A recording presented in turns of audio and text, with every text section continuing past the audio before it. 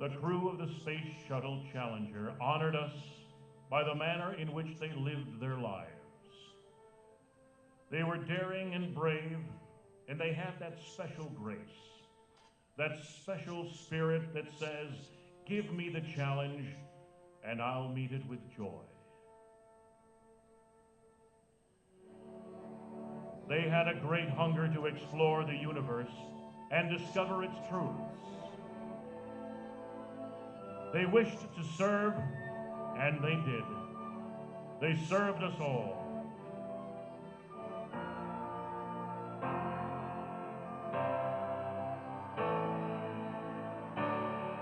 We will never forget them, nor the last time we saw them this morning, as they prepared for their journey and waved goodbye, and slipped the surly bonds of earth to touch the face of God.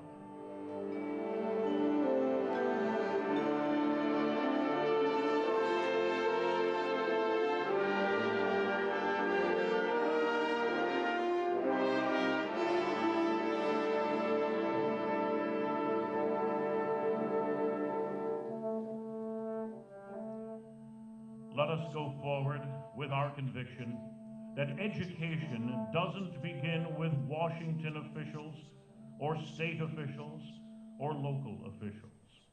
It begins with the family, where it is the right and responsibility of every parent.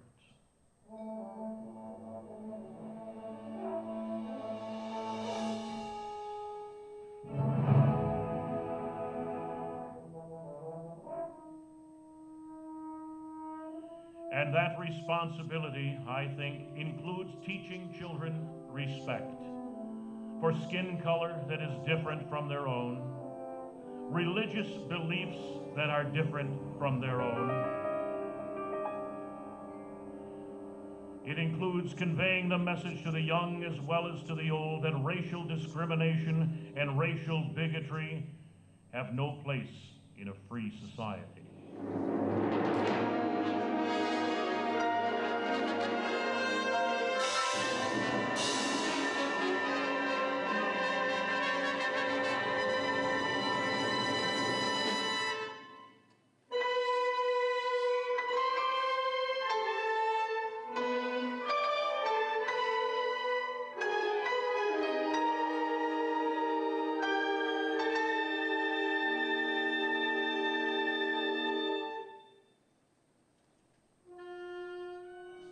America's solemn duty is to constantly renew its covenant with humanity, to complete the grand work of human freedom that began 200 years ago. Freedom is the very essence of our nation. Never give up the fight for freedom, a fight which, though it may never end, is the most ennobling known to man.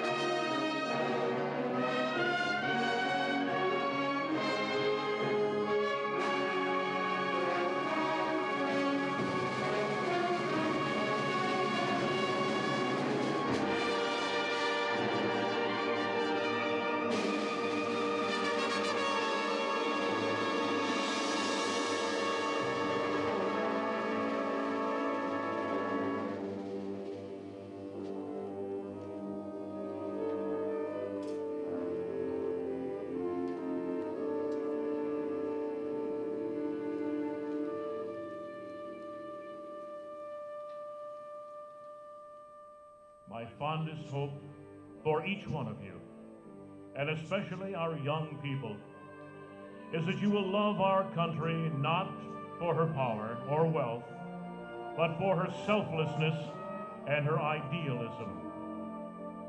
May each of you have the heart to conceive, the understanding to direct, and the hand to execute works that will make the world a little better for your having been there. May all of you as Americans never forget your heroic origins. Never fail to seek divine guidance as we march boldly and bravely into a future limited only by our capacity to dream.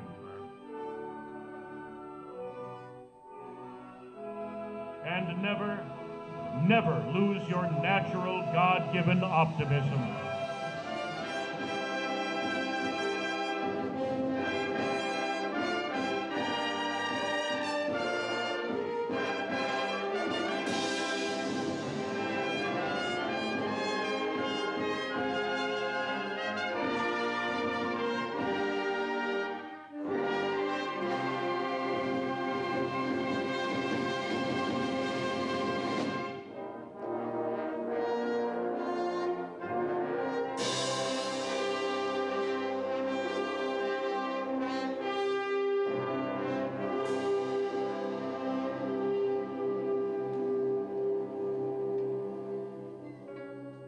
My fellow Americans, I have recently been told that I am one of the millions of Americans who will be afflicted with Alzheimer's disease. Upon hearing this news, Nancy and I had to decide whether, as private citizens, we would keep this a private matter, or whether we would make this news known in a public way. We feel it is important to share it with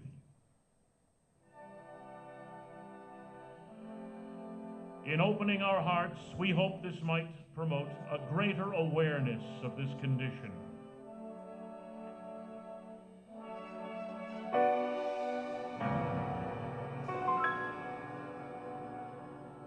Unfortunately, as Alzheimer's disease progresses, the family often bears a heavy burden. I only wish there was some way I could spare Nancy from this painful experience.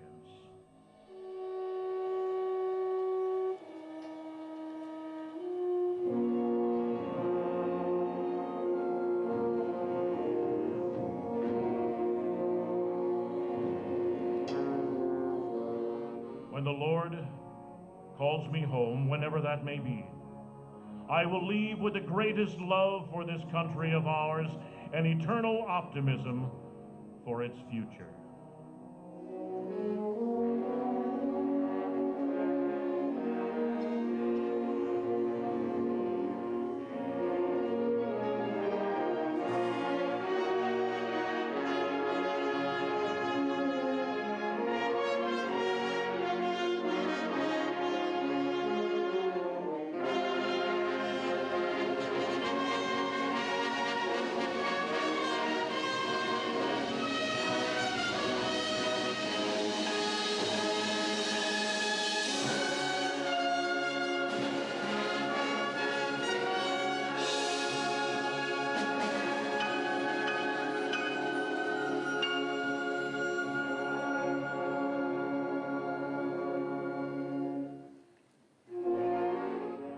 I now begin the journey that will lead me into the sunset of my life.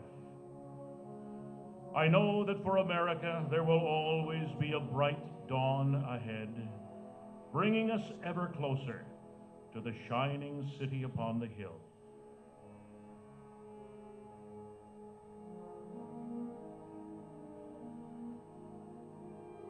Thank you, my friends. May God always bless you. Sincerely, Ronald Reagan.